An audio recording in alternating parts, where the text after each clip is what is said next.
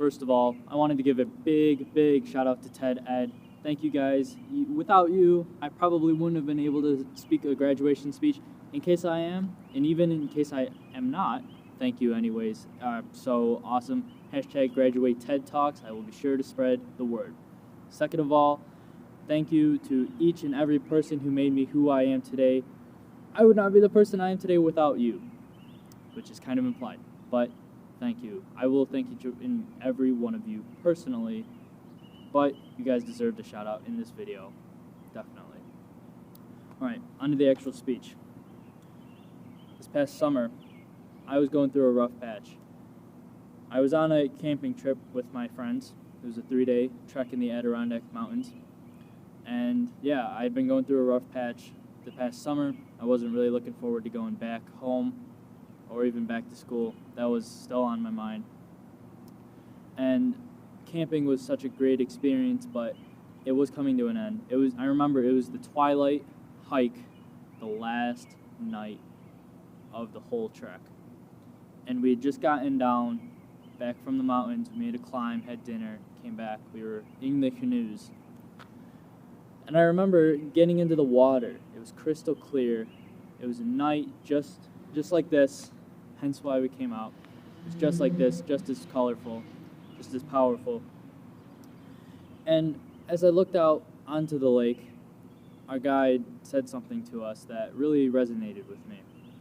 I have it right here.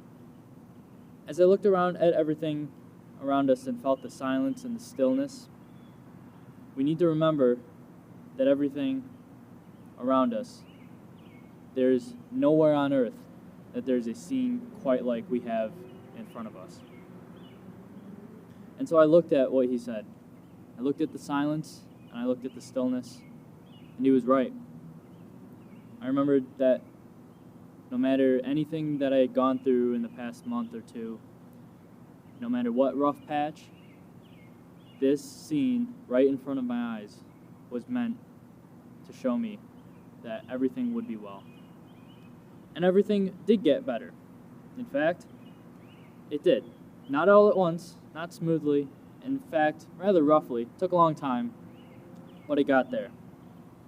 And to me, that's important for us as the class of 2020. You see, as seniors in high school, we are at a very crucial crux in our life. And a common misconception is that we're at a crux because of the opportunities that lay in front of us.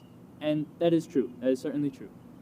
But I believe that we're at a crux in our life, and this is such an important time for us because we're fully recognizing the opportunities. You see, there are opportunities in life all around us at every single given moment. Every infinite little second, there are opportunities that we have not opened our eyes to see. At age 17 to 18, depending on where you're graduating, there's definitely opportunities around us that may have not been there prior, but they were always there in a way. I know I've been saving up for college since it feels like forever, dreaming about going to a college. Another misconception is that our senior year was stolen from us somehow, like as if some force was there to steal it from us. The truth is, we were never guaranteed a senior year. In fact, we are never guaranteed a tomorrow. It is really too bad that we didn't get to end our senior year on a normal note. Trust me, I lost things as well. I won't go into them, but I know everybody has lost something. It's really too bad that we never got to have our end, the end that we envisioned.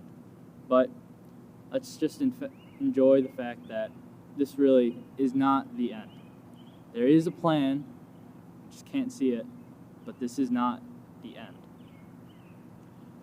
I remember looking out at the trek I was on, and I look out now, and right now, it's that time, spring right before summer, where there's not too many bugs, so I'm not gonna get bitten, and it's not blistering hot, it's not blistering cold. Sure enough, it rains and it snowed a couple days ago, but you know what? I'm up. I'm game. I am game.